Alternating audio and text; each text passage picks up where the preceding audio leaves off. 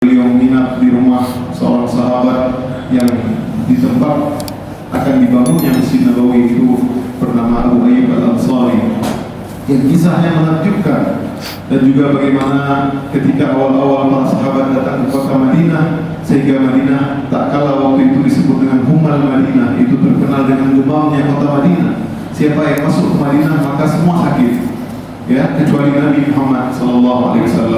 Kemudian Nabi pun berdoa sehingga demam Madinah pun dipindahkan ke negeri yang lain.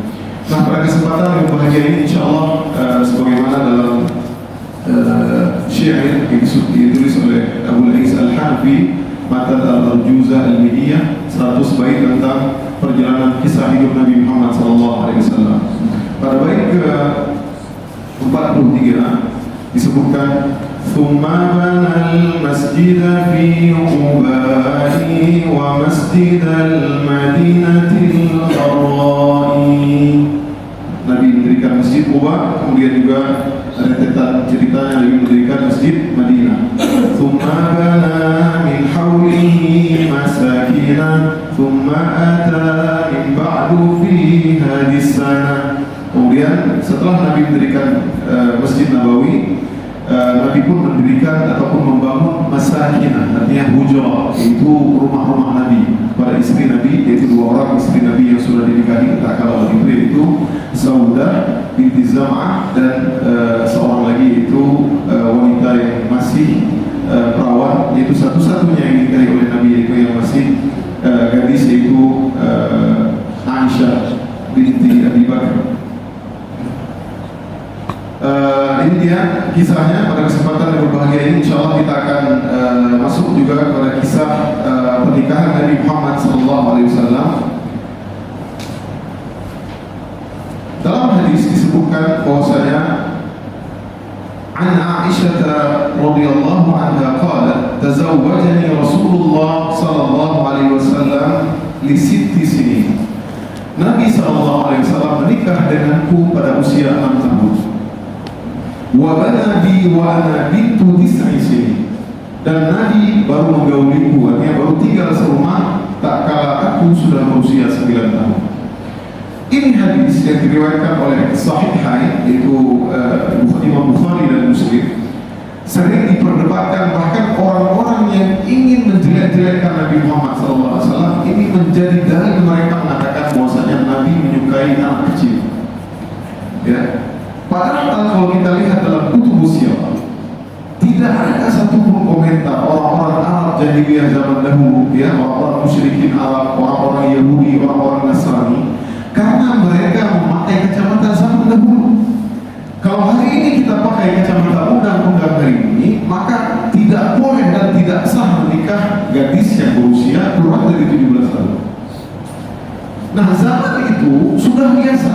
Ketika seorang anak lahir mungkin umur 5 tahun, 4 tahun, sudah ditalik. Ini kalau udah gede nanti nikah sama anak saya, ya, sudah biasa itu. Dan sudah biasa di zaman tersebut. Kita tahu bagaimana orang-orang Arab, terutama orang-orang Quraisy, ya, bahkan dalam kitab-kitab fikih kita lihat bagaimana menopos mereka umur 60 tahun masih belum menopos sebagian. Artinya memang mereka cepat dewasa, ya, dan mungkin memang fisiknya juga lebih besar. Wallahu a'lam bishawab. Artinya pada zaman tersebut tidak ada seorang pun, mau Yahudi yang sangat gak suka kepada Nabi, mau Nasrani, mau orang musyrikin Arab, tidak ada yang mengecam apa yang dilakukan oleh Nabi Muhammad SAW, menunjukkan bahwasanya apa yang dilakukan oleh Nabi itu tidak bukan oleh orang yang lain juga. Hanya orang-orang yang ingin menjelek-jelekkan Islam mereka kata Nabi menggauli anak 9 tahun. Ya. Kalau kita percaya dari sini, kita jangan pakai kacamata hari ini, hadirin. Ya, kalau tidak, kita tidak beriman, ya. Bagaimana Nabi Muhammad SAW, bagaimana Nabi baru tinggal serumah ketika usia 9 tahun, dan biasa menikah pada usia 6 tahun, karena zaman itu tidak ada wajib sekolah 9 tahun, tidak ada SD, tidak ada SMP. Ya, ini harus kita cermati betul-betul, harus kita ingat bahwasanya kita harus mendefend, ya, harus menguatkan Nabi kita Muhammad SAW. Karena di sana banyak orang-orang yang, apalagi orang-orang orientalis yang mengatakan Nabi suka kepada anak kecil. Padahal selain daripada istri Nabi, semuanya adalah para janda dan umumnya rata-rata Dan ini bukan hanya sekedar menikah, keinginan hawa nafsu, tidak. Ini merupakan perintah dari Allah Subhanahu wa taala. Diriwayatkan dari Imam Muslim, qalat Aisyah, an Aisyah radhiyallahu anha qalat tazawwajani Rasulullah sallallahu alaihi wasallam fi Syawal wa bana bi fi Syawal fa ayyu nisa'i Rasulillah kanat ahdha indahu minni. Sungguhnya aku dinikahi oleh Nabi pada bulan Syawal, dan kemudian Nabi pun aku tinggal serumah dengan Nabi pada bulan Syawal, dan tidak ada daripada istri-istri Nabi yang lebih beruntung daripada aku. Dalam hadis yang lain, sesungguhnya Nabi Muhammad SAW diperlihatkan dalam mimpinya. Kata Nabi, uridtuki fil manami thalathata layali. Sesungguhnya aku diperlihatkan dalam mimpiku 3 malam berturut-turut.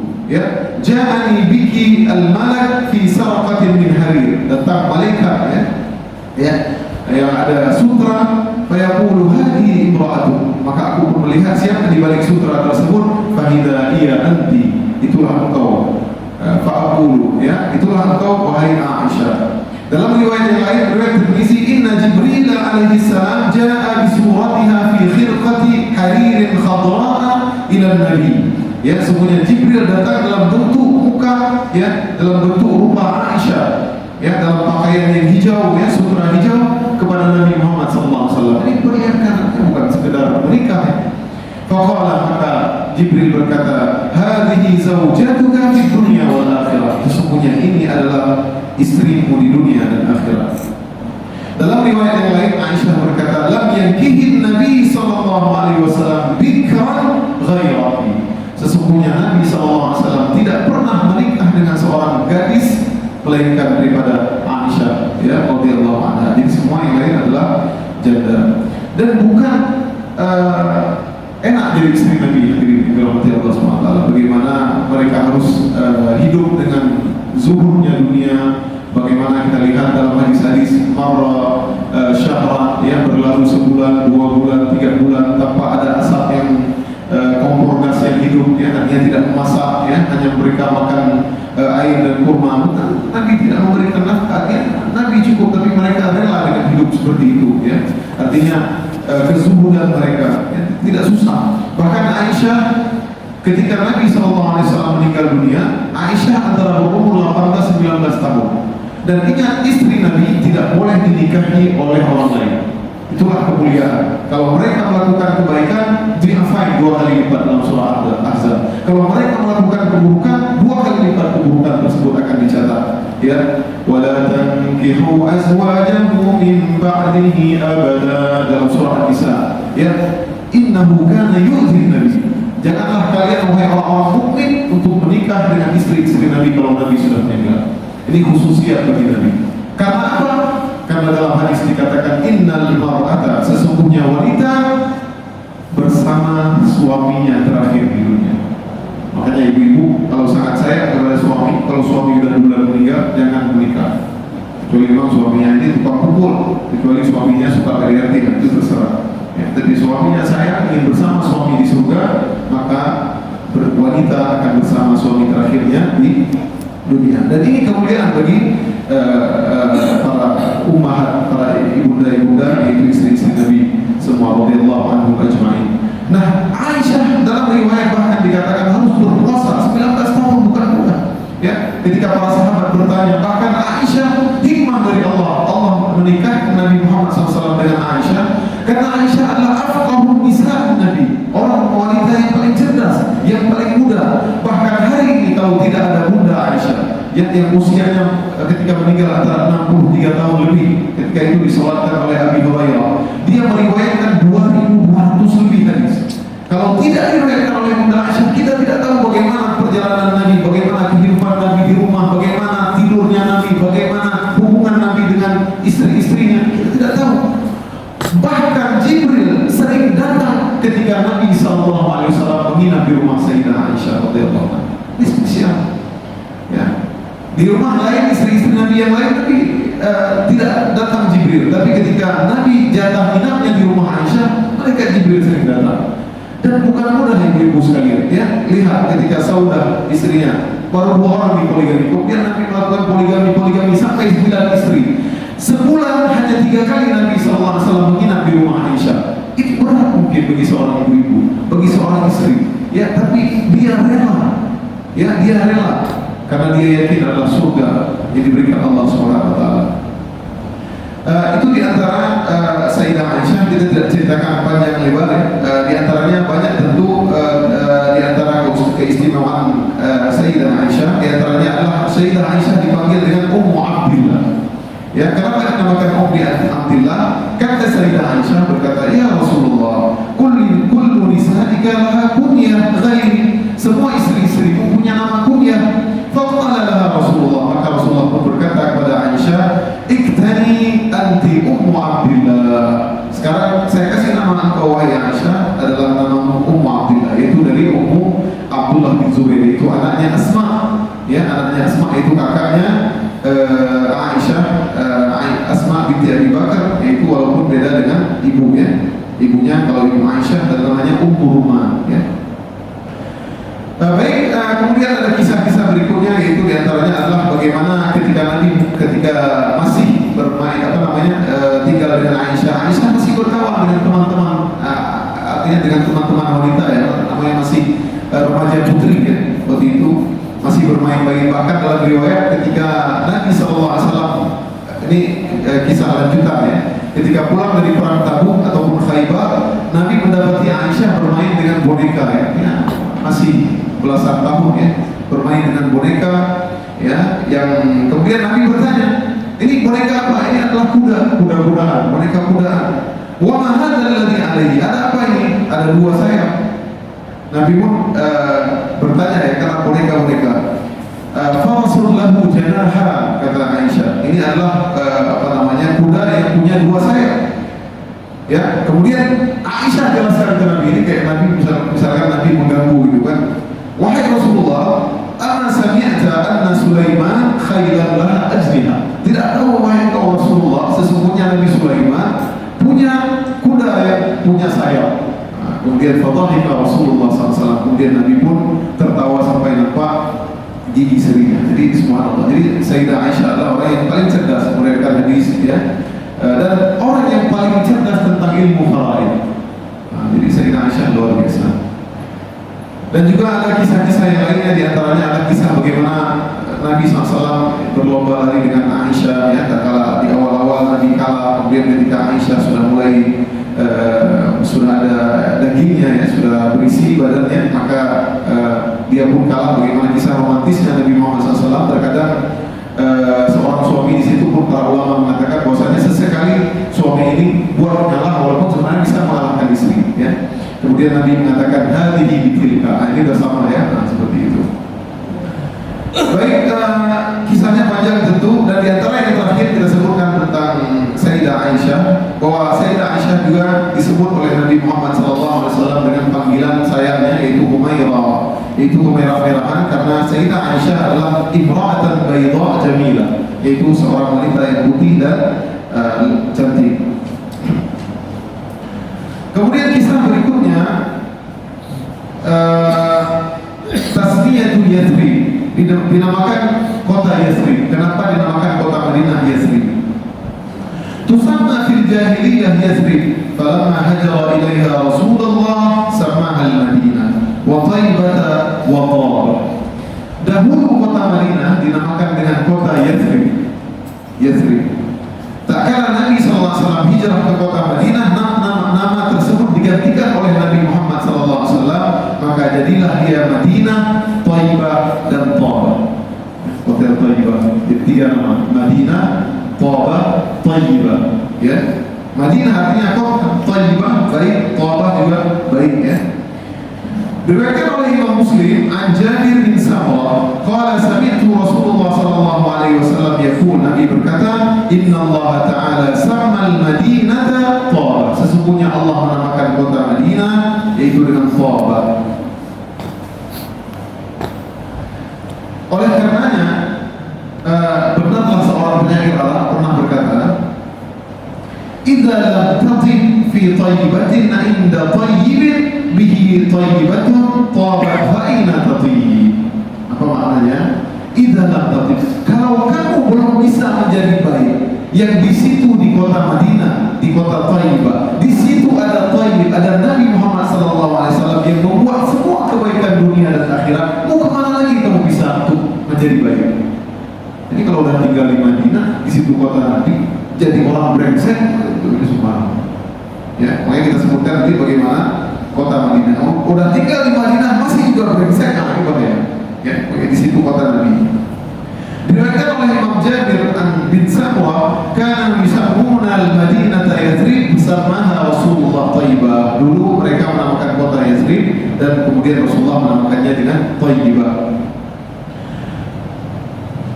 Dari Imam Ahmad dalam musnadnya disebutkan, man sammal Madinata Yathrib falyastaghfirillah. Barang siapa yang menamakan kota Madinah Yathrib, maka hendaknya dia memohon ampun kepada Allah, minta istighfar kepada Allah. Hiya Taba, hiya Taba. Diulang. Barang siapa yang kasih nama, kalau kita kasih nama Yathrib, ya, istighfar, minta istighfar. Karena apa? Karena Yathrib dari Taba Yathrib, Tathrib ataupun Tawbih, artinya jelek, celaan, artinya celaan, jelek, ya. Ya, nah itu sebagaimana dalam Al-Quran ketika orang Yahudi mengatakan wa in qalat ta'ifatun minkum ya ahla Yathrib la muqama lakum farji'u. Dalam Al-Quran ada kata Yathrib, orang Yahudi menamakan, ya. Nah, maka Nabi menggantikannya. Jadi siapa yang bilang Yathrib, istighfar sama Allah karena dia adalah jelek, artinya jelek, bertauhid, ya, menjelekan. Maka Nabi pun menggantikan namanya. Dalam riwayat Imam Bukhari dan Muslim, berkata Rasulullah SAW, umirtu biqaryatin ta'kulul qura. Ketika awal sebelum Nabi hijrah, aku diperintahkan untuk hijrah ke negeri yang memakan negeri-negeri yang lain. Apa maksudnya memakan negeri-negeri yang lain? Yaitu Madinah nanti akan menjadi kota yang menguasai wilayah yang lain, bahkan menguasai Persia, menguasai Romawi, ya, bahkan bisa menguasai Mekah dan seluruh jazirah Arab. Subhanallah. Yaquluna Yathrib, mereka orang-orang mengatakan Yathrib, wa hiya al-Madinah tanfin nasa kama yanfil kiru khabathal hadith. Maka di kota Madinah ini akan menghilangkan orang-orang yang buruk seperti alat pandai besi menghilangkan karat besi. Jadi yang tinggal di Madinah ini orang-orang buruk gak betah tinggal di Madinah. Orang-orang yang brengsek, orang-orang yang ingin berbuat maksiat gak betah akan tinggal di Madinah. Maka akan lari. Dan ini janji Allah, ya. Tanfin nas kama tanfil kir. Jadi akan hilang orang-orang yang buruk dari kota Madinah. Ini bukti bahwasanya kota Madinah akan dijaga oleh Allah Subhanahu wa taala sampai hari kiamat. Ya, makanya dalam hadis-hadis kita lihat di hadis akhir zaman, di antara yang dijaga adalah kota Madinah dan Mekah yang akan dijaga oleh para malaikat, dan Dajjal tidak akan masuk kedua kota tersebut. Ya, subhanallah. Jadi kalau mendekat akhir zaman, kalau kita bisa hijrahlah ke kota Madinah, ya, ataupun Mekah. Mungkin Mekah, Madinah, berdua, ya, lebih suka Madinah kan. Baik, hadirin yang dirahmati Allah Subhanahu wa taala. Tentang keistimewaan kota Madinah disebutkan dalam riwayat Ibnu Katsir dalam kitab Bidayah wa Nihayah, mengatakan bahwasanya waqad syarafatil Madinah bi hijratihi sallallahu alaihi wasallam ilaiha. Dan kota Madinah menjadi kota yang paling terang, kota yang paling mulia ketika hijrahnya Nabi Muhammad SAW. Wasarat kahfan li awliyaillah, dan dia menjadi kota yang kahfan, pusatnya orang-orang aulia Allah, orang-orang mulia, ya, ulama-ulama, orang-orang saleh semua di situ. Wa ibadihi shalihin, wa ma'filan wa hisnan mani'an bil muslimin, dan sebagai markas dan benteng orang-orang muslimin, wa darahudan lil alamin, dan dia menjadi tempatnya petunjuk bagi semesta. Kota Madinah ini jangan mencela-cela kota Madinah, ya, sampai kota Madinah kita nggak mau sholat, ya, karena imamnya mungkin kita bilang tidak sesuai dengan kita, tidak boleh, ya, seperti itu sholat. Insya Allah kota Madinah dijaga, dan juga begitu juga orang-orang yang menegakkan Islam di sana. Dalam riwayat Syaikhan diriwayatkan an Abi Hurairah qala innal iman la ya'ziru ila al-Madinah kama ta'ziru al-hayyatu ila juhriha. Sesungguhnya iman tersebut akan kembali ke kota Madinah seperti kembalinya seekor ular kepada sangkarnya, kepada tempat dia kembali. Apa maksudnya? Para ulama menyebutkan, Ibnu Hafidz Al-Asqalani dalam kitab Fathul Bari menyebutkan bahwasanya sesungguhnya markas iman iman itulah di kota Madinah. Ini fadlul Madinah, keutamaan kota Madinah. Seolah-olah dalam hadis ini semua iman itu bertumpu ke kota Madinah. Kalau iman itu tidak aman, maka kembalilah kalian semua ke Madinah, maka iman itu akan aman. Kalian tidak akan terfitnah, kalian akan beribadah dengan aman di kota Madinah. Seolah-olah Allah yang mengatakan bahwasanya kalau seandainya semua negeri terjadi fitnah, maka kembalilah ke kota Madinah, iman tersebut akan kembali. Seperti kembalinya seekor ular pada sangkarnya. Jadi disebutkan oleh Imam Ibnu Hajar, sesungguhnya ular tersebut, dia kalau merasa sudah tidak aman, kemanapun dia pergi, maka dia akan kembali ke sangkarnya. Begitulah iman. Subhanallah. Inilah keistimewaan daripada kota Madinah. Siapakah lebih utama, Mekah dan Madinah? Sini para ulama berbeda pendapat ya. Imam Malik kekeh bahwasanya Imam Malik mengatakan kota Madinah lebih mulia daripada kota Mekah. Karena di situ Nabi hijrah, di situ awal hijrah, di situ mulai dakwah, di situ mulainya tersebarnya Islam kemana-mana. Di situlah sahabat-sahabat mulia, bahkan banyak dari sahabat-sahabat mereka ingin meninggal di Madinah. Bahkan di antara sahabat yang lain seperti Umar ingin meninggal di kota Madinah. Karena begitu istimewanya kota Madinah. Dan Nabi SAW pun selalu iktikaf di kota Madinah. Ya, boleh saja Nabi iktikaf di kota Mekah, tapi Allah. Namun pendapat jumhur ya ulama yang antara Imam Syafi'i, Imam Hanafi, Imam Hambali, anna Makkah afdalu min al-Madinah. Ya, karena sesungguhnya Mekah lebih utama dari kota Madinah. Karena mereka berdalil dengan dalil ketika Rasulullah SAW keluar tatkala hijrah diusir oleh kaumnya, Nabi mengatakan, "Wallahi innaki la khairu ardillah." Demi Allah, sesungguhnya engkau Mekah adalah negeri yang paling mulia. Wa ahabbu ardillah ila Allah, dan adalah negeri yang paling Allah cintai dan bagi Allah. Walaula anni ukhrijtu minki ma kharajtu. Kalaulah seandainya bukan kaummu yang mengeluarkanku, maka aku tidak akan keluar. Ini dalil jumhur ya. Nah, tapi kalau kita tanya orang yang umrah hari ini, mereka yang tinggal di Madinah atau di Mekah, banyak yang jawab Madinah. Ya, mungkin udaranya, mungkin kenyamanannya, seolah-olah iman lebih bercumpul di kota Madinah. Allah ya, di Mekah mungkin panas, orang mungkin dia agak banyak yang kasar-kasar. Tapi kalau kita tanya orang Mekah, kita bilang orang Arab banyak yang kasar-kasar di Mekah. Oh, itu bukan kami, itu pendatang. Ya, mereka marah juga. Dalam riwayat yang lain dari Imam Muslim diriwayatkan oleh Ibnu Hibban, "Man arada ahlal Madinah bisu'in adabahu Allah kama yadhubul milhu fil ma." Barang siapa yang inginkan keburukan di kota Madinah, ya, orang yang ingin membuat kerusakan keburukan di kota Madinah, adabahu Allah, maka Allah akan hanguskan dia, hancurkan dia sebagaimana Allah hancurkan milhu fil ma, garam larut dalam air. Jadi jangan macam-macam di kota Madinah. Ya, sampai ke Madinah jangan bikin-bikin yang enggak ya. Bagi orang-orang Indonesia karena bikin sesajen ataupun yang lain-lain ya, ataupun menipu, merompak, apalagi melakukan keburukan-keburukan yang lain.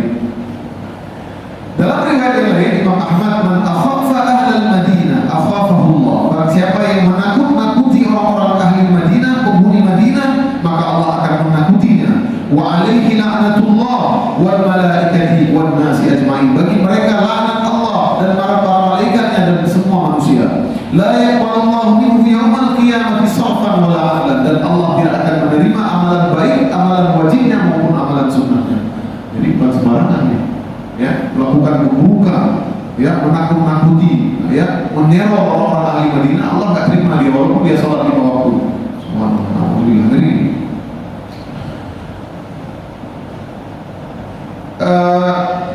Dan kenyataannya memang banyak orang-orang ketika musim haji zaman dahulu, mereka ingin banyak orang-orang saleh itu meninggal di kota Madinah. Mereka ingin meninggal di kota Nabi Muhammad SAW, ya, karena Nabi akan memberi syafaat kepada mereka, ya. Dalam sebuah hadis disebutkan bahwasanya man sabara ala lawaha wa shiddatuha kuntu lahu syahidan aw syafi'an yaumil qiyamah. Barang siapa yang sabar di kota Madinah, ya, dengan mungkin udaranya, dengan mungkin upayaannya, maka aku akan menjadi syafi'an syahidan, ya, memberi syafaat dan menjadi saksi bagi mereka yang tinggal di kota Madinah. Jadi dari jaminan Nabi Muhammad SAW. Dalam riwayat Ibnu Umar berkata, "Man istata'a minkum an yamuta bil Madinah falyamut." Barang siapa yang mampu untuk meninggal di kota Madinah, meninggallah. Kata Nabi, "Falyamut bil Madinah fa inni asfa'u liman mata biha." Sesungguhnya aku akan memberi syafaat bagi yang meninggal di kota Madinah. Yang baik Allah kasih syafaat, yang mungkin dia adalah bukan kemaksiatan dan dosa, Allah akan selesaikan dosanya tersebut. Semua orang. Tapi ini jangan sampai dipahami oleh orang-orang yang lemah imannya dan akhirnya dia pulang-pulang tinggal di pesawat, ya mau tinggal di kota Madinah, nanti ditantang juga sama jemaah haji. Saya ingat dulu ketika jadi petugas haji di tahun 2009 di Jeddah, itu ada jemaah-jemaah yang nggak mau pulang sampai kita tetap nggak mau pulang pakai pesawat. Kita harus cari di bandara yang sangat besar di Abdul Aziz itu kita cari. Makanya petugas haji kami dulu ada bagian jemaah petugas jemaah haji tersesat. Bahkan ada yang orang aja, Pak Pak dulu, bingung nggak bicaranya. Dia nggak pakai band lagi seperti itu, jadi subhanallah ya. Ada jemaah yang mau pulang-pulang, Pak. Memang ini di sana.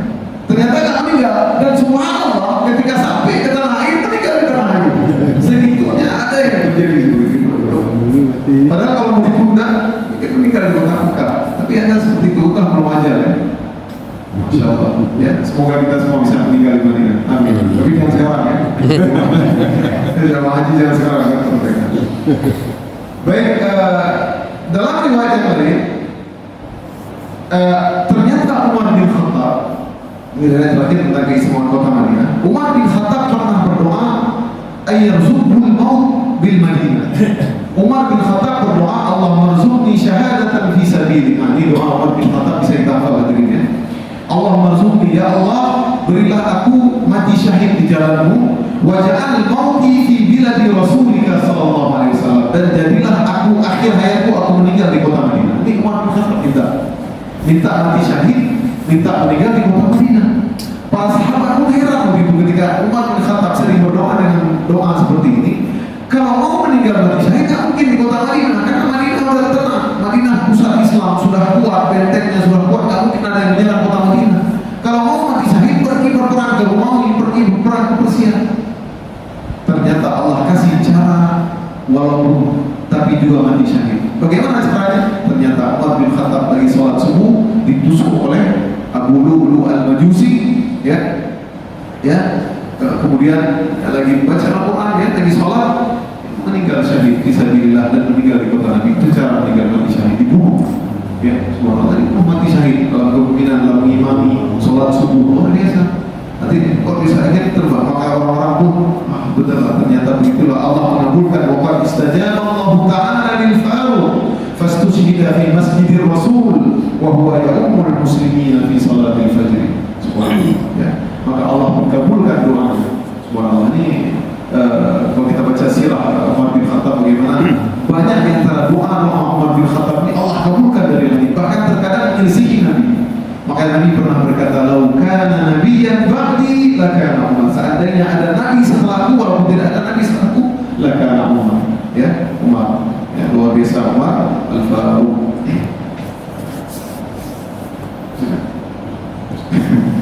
Baik, kemudian sedikit lagi kita ceritakan tentang bagaimana proses pembinaan Masjid Nabawi.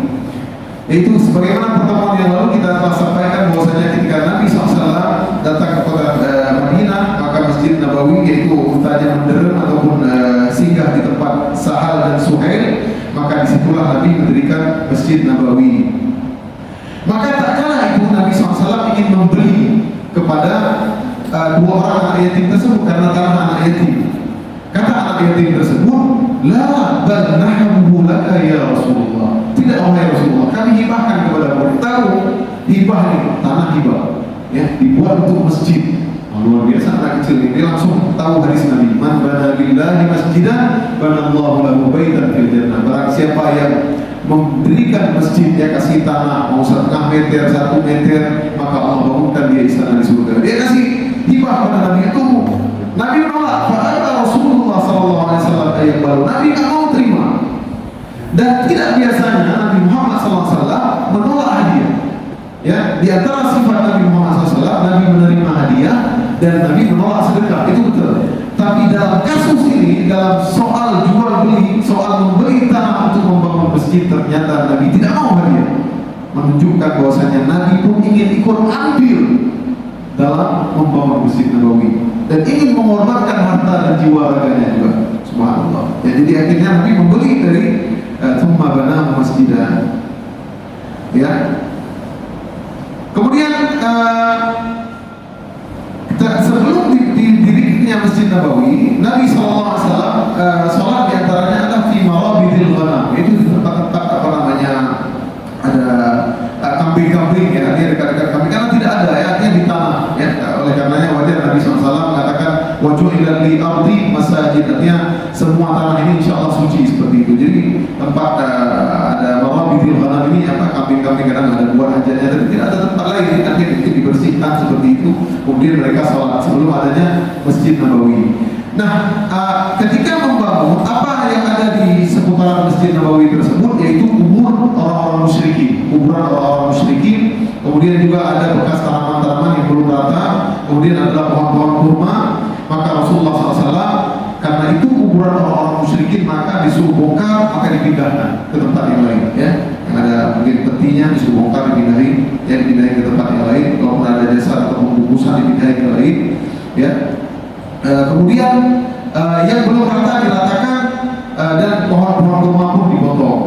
Ya, wasafrun nakhlah. Kemudian awal-awal tersebut masih kiblat ke Baitul Maqdis. Ya, wa kana al-qiblah ila Baitul Maqdis pada waktu itu. Kemudian yang terakhir insyaallah, Nabi SAW juga ikut untuk kerja. Subhanallah ya, Nabi ikut kerja untuk membangun Masjid Nabawi. Nabi membawa bata ya, batu bata yang besar-besar, ikut Nabi juga bekerja. Makanya ketika Nabi SAW bekerja, Nabi mengatakan menyenandung. Nanti kalau kita lagi bekerja boleh ya bersenandung ya, syair-syair. Kata Nabi, hadzal himalu la himala Khaybar, hadza abarru rabbina wa athhar. Jadi bersenandung. Allahumma innal ajra ajrul akhirah farhamil ansar wal muhajirah. Ya, Nabi bersenandung. Hadzal himal, ini apa, pikulan ini adalah pikulan, bukan pikulan Khaybar. Pikulan ini adalah pikulan hari akhirat. Artinya yang mereka memegang batu bata ikut membangun ya, ini capek sementara. Ya, inilah kebaikan kepada Tuhan kita. Sesungguhnya adalah ajr, yaitu pahala, adalah pahala akhirat. Farhamaka, rahmatilah orang Ansar dan Muhajirah. Kemudian orang-orang Muhajirah ketika mendengar, orang Ansar, para sahabat Nabi mendengar, mereka pun berkata, ya, la in qa'anna wan nabiyyu ya'mal ladaka minna al-'amalu mudallalu. Kalau seandainya kita dulu Nabi terus bekerja, ini merupakan penyesalan, ini merupakan keburukan bagi kita. Kita tersesat. Jadi seperti begitu pemimpinnya. Kalau kerja bangun apa-apa ya, langsung gubernur turun tangan, bupati gitu, kecil turun semua. Jadi sedang wajib kita ikut. Begitulah pemimpin hari ini. Luar biasa, Nabi membawa. Ya. Kemudian mereka pun bersenandung, Allahumma la khair illa khairul akhirah fansuril ansar wal muhajirah. Nabi pun menjawab, Allahumma la khair illa khairul akhirah faghfir lil ansar wal muhajirah. Ya Allah, tidak ada kebaikan melainkan kebaikan akhirat, maka tolonglah orang ansar dan muhajirah. Nabi pun bersenandung, tidak ada kebaikan selain kebaikan akhirat, maka faghfir, ampunilah orang ansar dan muhajirah. Jadi boleh bersenandung, bernyanyi. Cuma namanya bukan ya, tukang-tukang kita kadang bekerja bukan bersenandung. Kalau selawat masih oke, tapi dangdut nih, kalau di Jawa ya, mungkin sini saya nggak tahu ya. Kalau di Jawa musik-musik dangdut mereka lagi kumpul mata ya, gitu. Jadi semua apa ya. Baik, hadirin yang dirahmati Allah SWT ya, inilah diantaranya bagaimana Nabi bersenandung mengingatkan akhirat sambil bernyanyi mengingatkan akhirat. Bahwasanya akhirat itu sebenarnya itulah kehidupan. Hari ini udahlah kita sebentar. Ya, walaupun begitu banyak pun kenikmatan hari ini ketika kita sudah tua, tidak ada kenikmatan yang dapat kita dapat. Banyaknya harta, uang, ya, apapun, rumah, mobil-mobil yang kita punya, tidak ada kita bawa, tidak ada keberkahan juga. Yang kita tinggalkan itu anak-anak kita. Kalau mereka tidak kita dididik dengan agama yang baik, tidak mendoakan kita, tinggal semua. Tidak ada kenikmatan hari ini. Begitu banyak uang kita, kalau kita tidak bisa makan apapun, tidak ada nikmatnya juga. Ya, kita tinggalkan semuanya itu. Wa inna daral akhirah lahiyal hayawan. semuanya kehidupan akhirat lah, itulah kehidupan yang abadi, ya, wal akhiratu khairun wa abqa, dan itulah yang kekal. Demikianlah hadirin yang dirahmati Allah SWT. Insyaallah pada kesempatan berikutnya kita akan menceritakan bagaimana proses pengerjaan masjid, kemudian juga bagaimana Nabi mendirikan hujrah atau rumah-rumah kepada istri-istrinya, kemudian juga insyaallah nanti ke depan bagaimana kisah mimbar, kemudian juga tentang persaudaraan antara muhajirin wal ansar. Demikianlah hadirin yang dirahmati Allah SWT. Semoga dengan mengenang kisah Nabi Muhammad SAW kita tahu bagaimana sosok pemimpin yang ideal, sosok pemimpin yang Allah ajarkan kepada kita. Wa innaka la'ala khuluqin 'adzim, akhlak yang mulia. Kepada pemimpin yang jadi pemimpin, ingin jadi pemimpin yang hebat, ingin jadi pemimpin yang mulia, ditaati dan disegani dan menjadi karismatik, jadilah seperti sosok Nabi Muhammad SAW. Ingin jadi seorang bapak, seorang suami yang baik, maka jadilah berakhlaklah seperti akhlak Nabi Muhammad SAW. Aku qawli hadza wa astaghfirullah li wa lakum. Subhanakallahumma wa bihamdik, asyhadu an la ilaha illa anta, astaghfiruka wa atubu ilaik. Assalamualaikum warahmatullahi wabarakatuh.